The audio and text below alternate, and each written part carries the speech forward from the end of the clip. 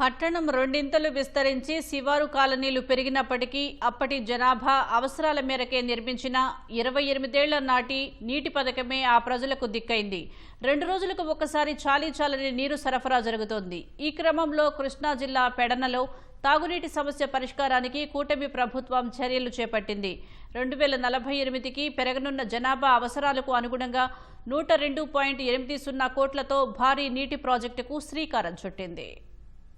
Water లేకుండా అంటే 2 రోజులకోసారి వస్తున్నాయి కదా, కొంచెం లేటుగా వచ్చినా మేము బేరాలకు వెళ్ళి వచ్చినా కానీ ఒక బిందె ఎక్స్ట్రా పోసుకుందామన్నా ఇవ్వరు. గంటలో ఒక్కసారే ఇది చేసుకుంటారు నీళ్లు. అందే వాళ్ళకి అందుతున్నాయి, అందని వాళ్ళకి కాలనీ ఇచ్చారండి, ఇంతవరకు వాటర్ లేదు. ఇప్పుడు వాటర్ వచ్చి మేము రోజు ట్యాంకీ వస్తే మున్సిపాలిటీ నుంచి పట్టుకుంటున్నాం.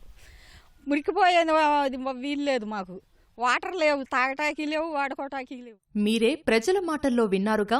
కృష్ణా జిల్లా పెడన పురపాలికలో తాగునీటి కోసం ఎంత ఇబ్బందులు పడుతున్నారో. పట్టణంతో పాటు శివారు కాలనీది ఇదే పరిస్థితి. అప్పటి అవసరాల మేరకు 1998లో పెడనలో నీటి పథకం ఏర్పాటు చేశారు. ఇప్పుడు పట్టణం విస్తరించడంతో పాటు శివారు కాలనీలు పెరిగాయి. అప్పట్లో నిర్మించిన రిజర్వాయర్లు శిథిలావస్థకి చేరుకుంటున్నాయి. పైపులు ఎక్కడికక్కడ లీకులు ఏర్పడి నీటి సరఫరాకు ఆటంకం కలుగుతోంది. ఇక పట్టణ శివారు ప్రాంతాలకు కొత్తగా పైప్లైన్ల నిర్మాణమే జరగలేదు. ఫలితంగా పుర ప్రజలతో పాటు శివారు కాలనీలకు తాగునీటి ఇక్కట్లు తప్పటం లేదు.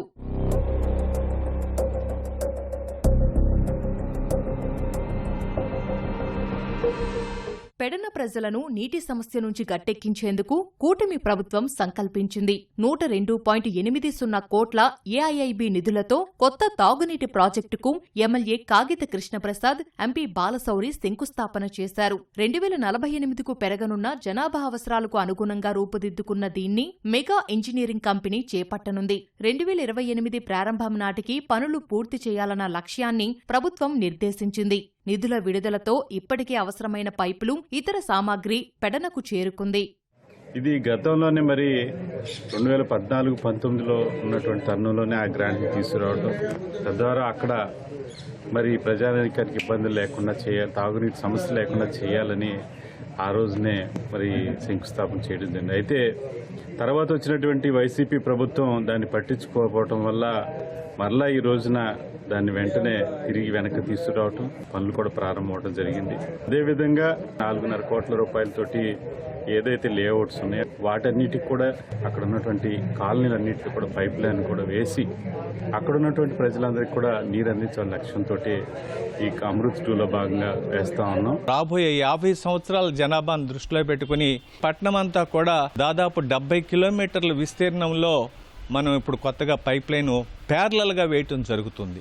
అదేవిధంగా పంపింగ్ మైన్ కానీ, గ్రావిటీ మెయిన్స్ కానీ ఇవన్నీ కూడా ఏర్పాటు చేయటం జరుగుతుంది.